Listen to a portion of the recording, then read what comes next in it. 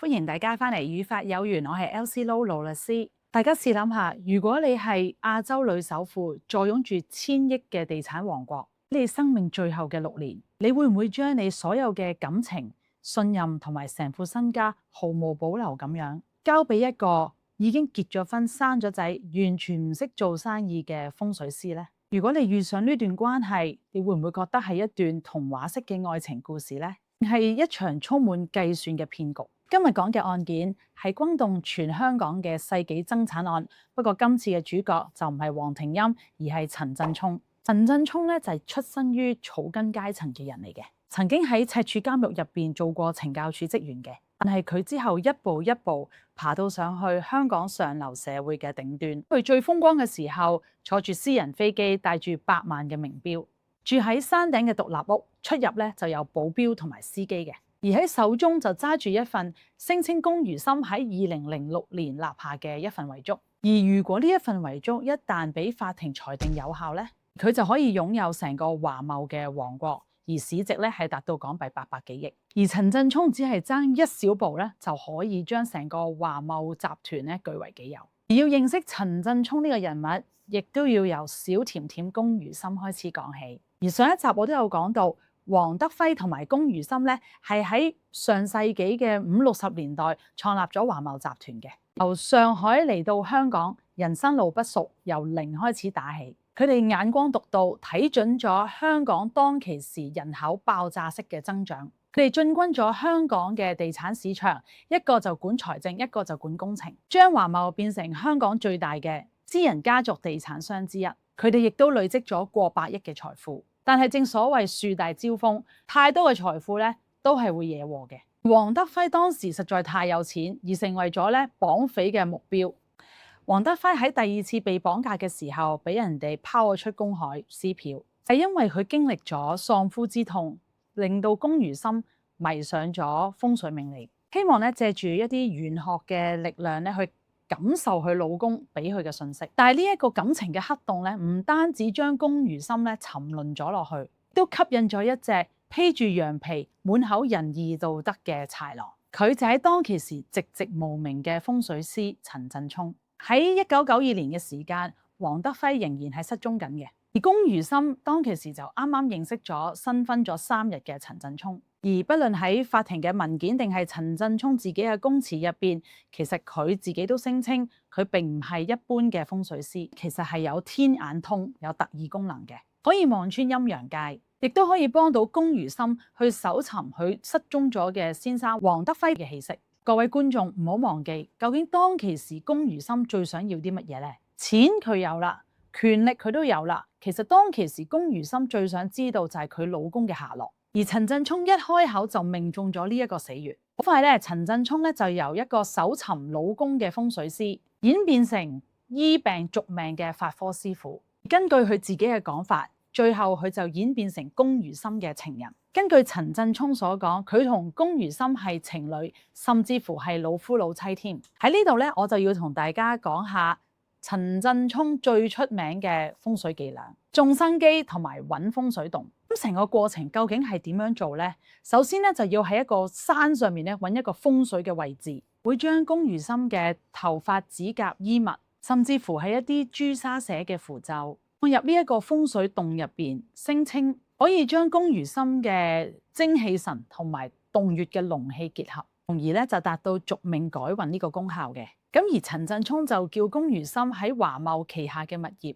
甚至乎喺龔如心嘅屋企嘅花園入邊掘一個窿。根據法庭嘅審訊資料咧，佢哋咧喺全香港好多地點挖掘過超過80個風水窿。大家試諗下，一個有成100億身家嘅人，每一日都喺商場上面呼風喚雨，主宰住好多公司生死嘅亞洲女首富，竟然聽住一個結咗婚嘅男人揾地底刮嚟刮去。究竟佢係咪俾人操控住呢？咁而喺金錢方面咧就更加驚人啦。根據法庭嘅資料，喺1993年到1999年期間，龔如心咧俾咗陳振聰大概港幣21億嘅風水顧問費。你哋真係冇聽錯，21億俾咗一個男人去刮地窿同埋種頭髮。呢一單案最精彩就係去到2007年，龔如心喺養和醫院因為患咗卵巢癌離世。當全世界包括華懋集團嘅管理層都會按住龔如心2002年所立嘅遺囑，將千幾億港幣嘅遺產撥去華懋基金嗰度做慈善公益嘅時候，突然間爆咗一個消息，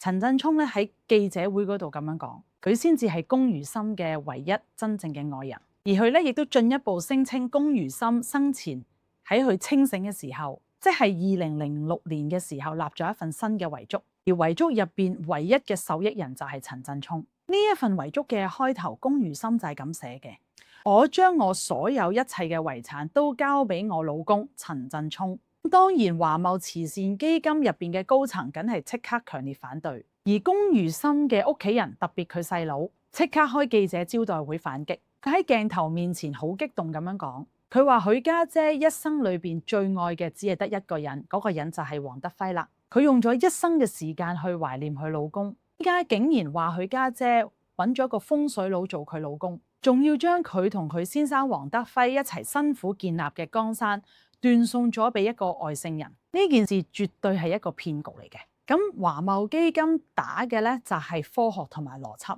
佢哋咧請咗全球最頂尖嘅筆跡專家，咁喺庭上面咧就用放映機去投射翻2006年龔如心簽名。咁就喺個簽名入邊咧，逐筆逐畫咧分析俾個法庭睇。筆跡專家咧就話叫大家睇清楚啲，因為咧龔如心嗰個簽名咧其實係非常之流暢，係一氣呵成嘅。但係喺呢一份2006年嘅遺囑上面，呢個簽名咧係好明顯有震動啦，同埋斷斷續續嘅。特別係收筆嗰幾下係有好明顯唔自然嘅停頓。專家咧就住呢啲筆跡咧，仲有一個非常之形象化嘅比喻嘅。呢個簽名咧就好似一個人望住龔如心嘅簽名真跡，然後好小心、好努力去複製。咁陳振聰嘅律師團隊咧就並唔係打邏輯，亦都唔係打科學，而係佢用一招感情牌。陳振聰當其時喺法庭上面咧就展示咗好多愛的證據，就 show 咗好多相出嚟嘅，入邊咧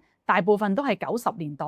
陳振聰同埋龔如心攬頭攬頸嘅親密照。咁除咗相之外咧，陳振聰亦都拎咗一個殺手鐧出嚟，一堆家庭嘅錄影帶。咁陳振聰嘅法律團隊咧就不停喺法庭上面咧灌輸一個概念，佢哋嘅愛咧係真心嘅，係冇分年齡、冇分身份。咁時間咧就去到2010年啦，高等法院咧就頒下咗判詞。喺呢份判詞入邊咧，法庭咧係嚴重質疑對陳振聰嘅個人誠信。法官咧就咁話。佢完全想像唔到，好似龔如心呢啲咁叻嘅女人喺商場上面橫行咁多年，願意將佢同佢先生咁多年辛苦建立嘅一個商業王國交俾一個冇乜生意思維又比較大使嘅一個人，而佢嘅背景同埋能力咧係未必能夠可以營運到一間大型企業。法官咧亦都喺判詞入邊咧批評陳振聰喺法庭上面嘅表現，佢就話喺陳振聰喺接受盤問嘅時候，表現咧係不盡不實，同埋成日迴避問題，經常咧就話唔記得啦、冇印象，咁就顯得咧充滿住矛盾啦、唔合理同埋唔可信嘅。佢甚至乎寫到明龔如心同埋陳振聰嘅關係，由始至終都係基於風水服務嘅啫，同埋咧係有一個大額金錢轉移嘅關係。即使佢哋可能喺肉體上面有親密嘅關係，陳振聰咧由始至終都係利用緊龔如心嘅。利用龔如心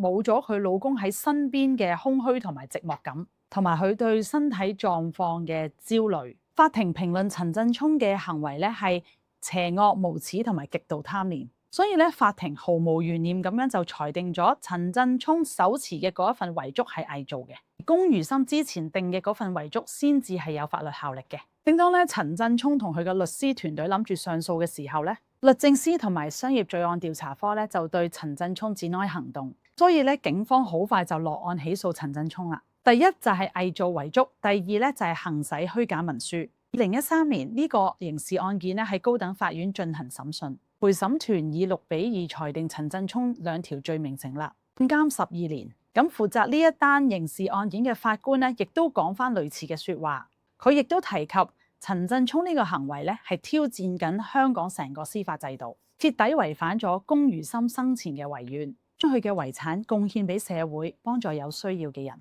據報道咧，陳振聰喺監獄就信咗基督教，抱住本聖經，每日咧就係讀經祈禱。不過咧，我唔知道佢讀經嘅時候個腦裏邊會唔會浮現翻當年究竟佢點樣去呃龔如心啦？究竟龔如心係太寂寞啊，定係太有錢呢？我自己覺得，無論人係億萬富翁又好，定係平民百姓，當你去到最脆弱、最寂寞、最需要被愛嘅時候，會變得最危險。人咧喺最脆弱嘅時候咧，先至最容易俾人乘虛而入嘅。當年陳振聰賣俾龔如心嘅，從來都唔係風水，亦都唔係賣愛情。佢賣俾龔如心嘅，只不過係一個假象，一個你老公仲喺度嘅假象，一個你相信我就可以繼續生存落去嘅假象。而為咗呢啲嘅假象咧，龔如心亦都付出咗港幣21億。你哋覺得陳振聰同埋龔如心嘅關係入邊，陳振聰其實有冇1秒鐘真係1秒鐘真心中意過龔如心呢？歡迎喺下邊留言話俾我聽你嘅想法。如果中意呢個 channel，記得 comment、like、subscribe 同埋 share 啦。